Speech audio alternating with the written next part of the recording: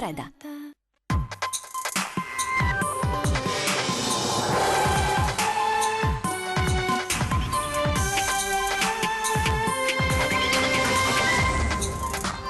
Venticinquenne veneziana muore 3 giorni dopo le dimissioni dall'ospedale civile dove si era presentata accusando febbre e difficoltà respiratorie. In queste ore gli accertamenti diagnostici. Ripristinata a Venezia un'antica tradizione interrotta nel 1950, un ponte galleggiante di 400 metri collegherà le fondamenta 9 al cimitero di San Michele fino al 10 novembre. Vibrazioni nelle tubazioni delle linee di scarico. I tecnici del consorzio Venezia Nuova rimandano il sollevamento completo del Mose a Malamocco del 4 novembre in attesa di verifiche tecniche. 33 associazioni di vela, voga e canottaggio scrivono a sindaco e prefetto una serie di proposte per combattere traffico acqueo e moto ondoso. Il 17 manifestazioni in Canal Grande. Problemi tecnici all'esordio della campana che scanderà il tempo dalla torre civica di Mestre. Niente rintocchi a mezzogiorno come previsto, mezz'ora dopo ne arrivano 13. L'associazione degli albergatori risponde alla proposta del sindaco di mettere un limite ai posti letti turistici a Venezia. Se ne può discutere, ma bisogna farlo anche a Mestre. Un litigio nato sulla chat delle mamme di una scuola materna di Mestre a causa di screzi tra le figlie poi degenerate in rissa davanti alla scuola. Interviene la polizia. Buonasera, ben ritrovati dalla redazione di Venezia. In primo piano, l'avete sentito la cronaca, si stanno svolgendo in queste ore gli accertamenti diagnostici che chiariranno le cause del decesso di una 25enne veneziana avvenuto 3 giorni dopo la dimissione dall'ospedale civile di Venezia dove si era presentata accusando febbre e difficoltà respiratorie. Sabato si era presentata al pronto soccorso dell'ospedale civile di Venezia per dei problemi respiratori. 4 giorni dopo, tra cui una notte passata in osservazione, la vita di Miriam De Giovanni, 25enne di Cannaregio, si è spezzata. Una volta dimessa dall'ospedale, la giovane aveva iniziato un percorso farmacologico a casa. In attesa che venga chiarita e accertata la causa di morte, i medici dell'ospedale civile di Venezia hanno confermato piena disponibilità e piena vicinanza ai familiari, in accordo con i quali si stanno svolgendo in queste ore gli accertamenti diagnostici. Un'attenzione, secondo quanto comunicato dalla direzione dell'ospedale, pari a quella con la quale i medici si sono prodigati nel tentativo di salvare la vita alla giovane paziente, con il coinvolgimento dell'equipe della cardiologia e della rianimazione dell'ospedale, al fianco dei medici del SUEM 118 e del pronto soccorso. Sabato la giovane era stata visitata da 2 medici del pronto soccorso e dal medico infettivologo. Contemporaneamente agli accertamenti ampi che si erano prolungati per un periodo di osservazione breve e intensiva, alla giovane era stata avviata la conseguente terapia che andava proseguita a domicilio. Era stato infine concordato un programma di esami e di visite di rivalutazione che non è stato possibile attuare per il precipitare del quadro clinico.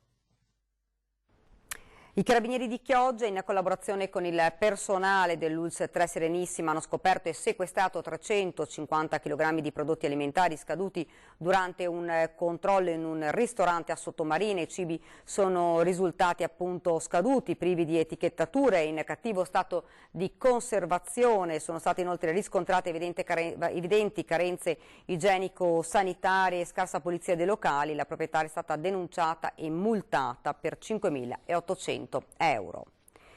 Ripristinata a Venezia un'antica tradizione interrotta nel 1950, un ponte galleggiante lungo più di 400 metri di barca che collega le fondamenta 9 al cimitero monumentale di San Michele. Rimarrà allestito fino al 10 novembre, l'inaugurazione con sindaco e patriarca. Ho avuto questa intuizione di fare questa cosa perché mi sembrava proprio di voler difendere l'idea, prima di tutto, della nostra civiltà, cioè l'idea del dopo di noi e questa idea del silenzio, del rispetto di fronte a qualcosa che è assolutamente più grande di noi e che dal mio punto di vista ovviamente è nelle mani del Padre Eterno.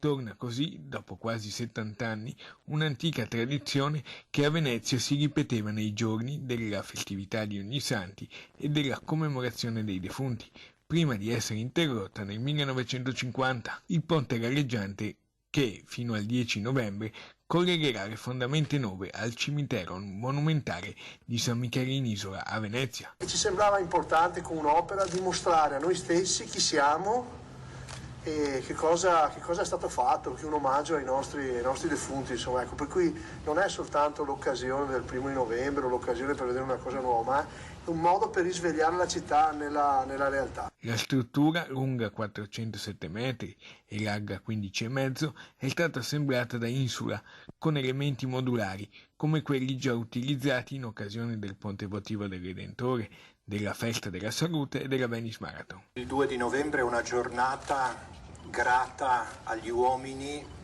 ma soprattutto grata ai cristiani, perché si lega non solo il ricordo a persone dalle quali dipendiamo, dalle quali abbiamo ricevuto tutto, ma anche nella convinzione cristiana si afferma che noi possiamo fare qualcosa per loro. Fino al 3 novembre l'utilizzo del ponte galleggiante sarà riservato ai possessori della tessera Venezia Unica e ai residenti. Il cimitero, questa realtà che ci ricorda che anche quando ci sembra di essere al vertice di qualcosa, in realtà siamo persone che debbono rimanere molto, molto umili.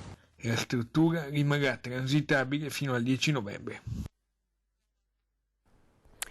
Sabato sera dalle 21:15, appuntamento imperdibile con il documentario Veneto in ginocchio, realizzato dalla nostra emittente. Voci, racconti, immagini e suono di quei terribili giorni nei quali Antenna 3 fu un punto di riferimento costante per le popolazioni colpite, andando in onda quasi ininterrottamente per informare sugli sviluppi della situazione. Appuntamento dunque da non perdere sabato alle 21:15. Il sollevamento completo della barriera del Mose alla bocca di porto di Malamocco, previsto per il 4 novembre, è stato rimandato. Durante i sollevamenti parziali delle barriere il 21 e il 24 ottobre erano state riscontrate delle vibrazioni in alcuni tratti di tubazioni delle linee di scarico. Secondo quanto comunica l'ANSA, lo spostamento è stato deciso dal Consorzio Venezia Nuova in attesa di verifiche tecniche dettagliate e interventi di soluzione. Con 14 metri Malamocco è la bocca di porto più profonda della laguna. Sulla barriera sono state posate 19 paratoie, ciascuna lunga 29,5 metri e larga 20.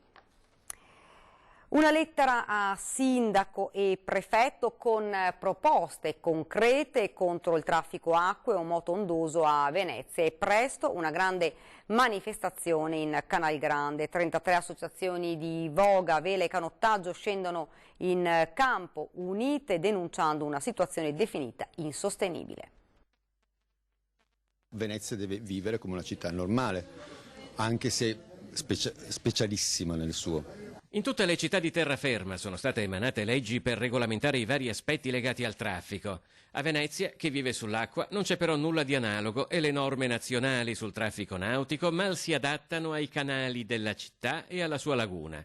La denuncia è di 33 associazioni di voga, di vela e di canottaggio, da Venezia a Mestre, da Jesolo alla Riviera del Brenta, unite per denunciare compatte il livello definito oramai insostenibile del motondoso e del traffico acqueo. Un documento unitario è stato spedito al sindaco Luigi Brugnaro e al prefetto Vittorio Zappalorto. Noi intendiamo che da subito venga applicato un sistema di rilevazione della velocità che è il GPS e anche una vigilanza continua e immediata con il telelaser. Il no wake zone, la possibilità di rallentare, dover rallentare i mezzi, le stesse attività che normalmente succedono in una città normale, cioè una città di terraferma.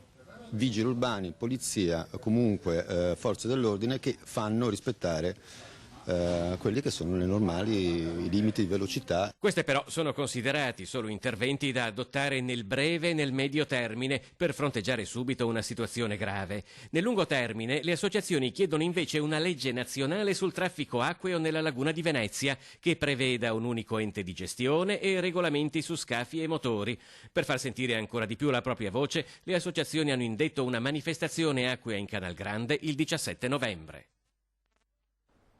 Ed ora andiamo a Mestre con l'esordio con qualche problema tecnico oggi per la campana della torre civica che doveva tornare a suonare dopo decenni di silenzio. Primo rintocco a mezzogiorno e quindi un rintocco ogni mezz'ora. La campana della torre civica di Piazza Ferretto torna a suonare dopo circa 30 anni di silenzio.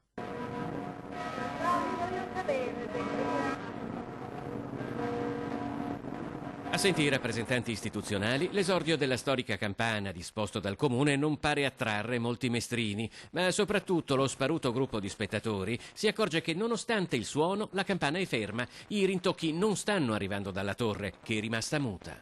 C'era le campane del Duomo a mezzogiorno e la campana non va a suonare. Visto che rimaneva ferma?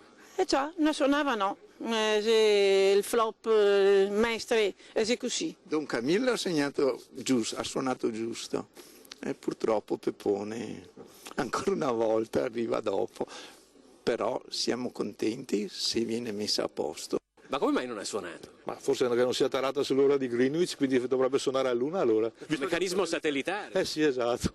Ma vediamo. Sì, diversi avevano pensato fossero le campane della torre, invece erano quelle della... No, ma adesso vedrà, fra 6-7 minuti suona. Eccola qua. Il rintocco isolato delle 12.05 è un falso allarme. L'appuntamento è rimandato di 25 minuti, quando la campana dovrebbe battere la mezz'ora. All'interno della torre si fissa l'avanzare della lancetta in un clima di suspense crescente. Questa volta i rintocchi sono 13, a quello della mezz'ora si sono evidentemente sommati i 12 persi a mezzogiorno. Intanto il piccolo gruppo che si era formato in Piazza Ferretto si è sciolto e il clima tra i passanti sembra al momento in linea col meteo di una delle prime giornate autunnali dell'anno, freddino. Che effetto fa da qua sotto? Ha sentito i rintocchi? Nessun effetto, cioè che effetto deve farmi? Adesso che l'abbiano rimessa in funzione le fa piacere? Beh, oddio sì. Anche perché comunque non la sento in ogni caso, perché mi sono spostato. Senta, lei diceva ci voleva il campanaro qua. Ci voleva il campanaro e che fosse analogico come in passato, magari con la chiavetta, allora sarebbe più precisa probabilmente. Fa discutere la proposta di mettere un limite ai posti letto turistici a Venezia. Gli albergatori rispondono alla proposta del sindaco e si dichiarano pronti a collaborare con il comune, istituendo un tavolo tecnico di confronto e aggiungono proposta interessante, ricalca una nostra idea lanciata per la terraferma. Sono 5.345 i posti letto per alloggi brevi turistici a Venezia. La posizione espressa dal sindaco Brugnaro, con l'intento di mettere un tetto ai posti letto turistici in città allo scopo di favorire la residenzialità, fa discutere e raccoglie una disponibilità a collaborare per istituire un tavolo tecnico da parte dell'Associazione Veneziana Albergatori. È una proposta interessante che ricalca anche la nostra proposta sulla rottamazione. Noi a suo tempo per gli alberghi di Mestre proponemmo che chi costruiva nuovi alberghi si facesse carico di una quota, di una cubatura di vecchi alberghi da destinare ad altra cosa, anche da abbattere e da ricostruire, perché no, oppure da destinare a residenze. Quindi una proposta che parzialmente assomiglia a quella che noi facemmo proprio per gli alberghi di Mestre. La proposta del sindaco prevederebbe che i costruttori o i gestori di nuovi hotel si prendano carico anche di una quota di appartamenti da destinare ai residenti. Un'idea che va proseguita, una situazione che va chiarita naturalmente, ma proprio per questo noi come Associazione Veneziana Albergatori diamo la nostra disponibilità a collaborare col sindaco, proprio dal punto di vista tecnico, anche per dargli una mano, per dare una tecnicità, una forma concreta a questa sua idea che giudico abbastanza interessante. Il direttore dell'Associazione Veneziana Albergatori però nel contempo lancia un appello a favorire anche la crescita del comparto alberghiero cittadino particolarmente meritevole. Penso a passaggi di categoria incentivati, penso anche a situazioni in cui venga messo un numero dei posti letto, un tetto al numero dei posti letto, garantendo però la possibilità di costruire a chi fa iniziative di alta qualità. Finirà sul tavolo del ministro dell'istruzione Lorenzo Fioramonti il caso degli studenti e insegnanti del liceo Marco Polo che hanno boicottato un'iniziativa della scuola in vista delle celebrazioni del 4 novembre. Per il deputato Luca De Carlo si tratta di un atto gravissimo che sta un'ispezione. Prima l'ira dell'assessore regionale all'istruzione Elena Donazzan, adesso l'interrogazione del deputato Luca De Carlo. È diventato un vero e proprio caso politico il boicottaggio di alcuni studenti e insegnanti del liceo Marco Polo nei confronti dell'incontro promosso dalla dirigenza con 2 rappresentanti della Marina Militare e della Guardia di Finanza. Sullo sfondo le celebrazioni del 4 novembre, giornata dell'unità nazionale delle forze armate. Boicottaggio motivato con il totale ripudio della guerra. Apriti cielo, per il deputato si tratta di un oltraggio alle forze dell'ordine e al loro lavoro quotidiano. Da qui l'interrogazione depositata nelle ultime ore e che presto arriverà sul tavolo del ministro Lorenzo Fioramonti. È un atto assolutamente, non c'entra nulla con l'antimilitarismo, è semplicemente qualcosa contro questa patria, contro questa nazione e soprattutto contro i servitori di questa nazione. Non accettare o boicottare in maniera veramente subdola l'intervento di 2 esponenti delle forze armate è stato qualcosa veramente di deplorabile e che va sicuramente condannato. Nell'interrogazione si chiede al Ministero di promuovere, se necessario, un'ispezione e prendere delle contromisure, anche esemplari. Io ho presentato un'interrogazione al Ministro Fioramonti per capire se ci siano gli estremi per una punizione veramente chiara nei confronti di chi si è macchiato di questo gravissimo atto.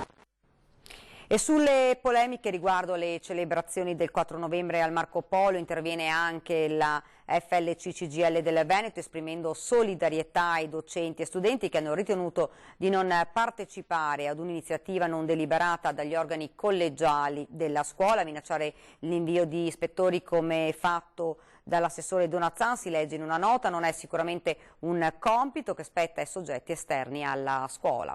Ed ora ci fermiamo per una piccola pausa pubblicitaria.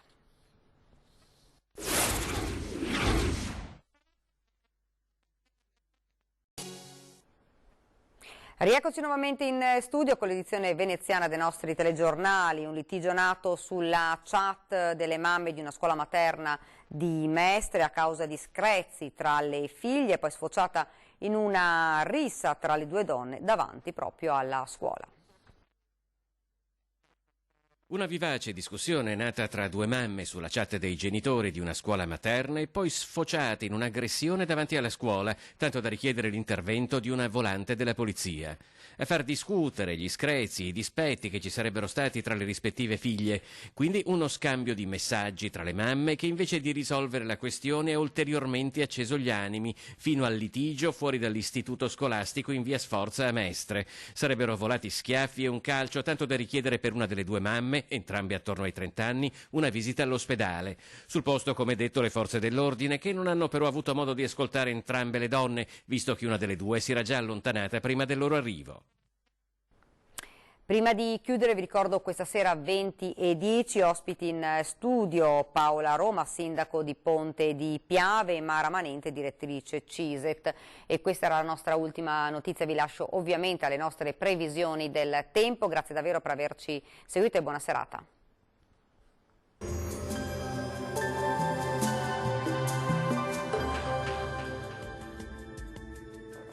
Bentrovati al meteo.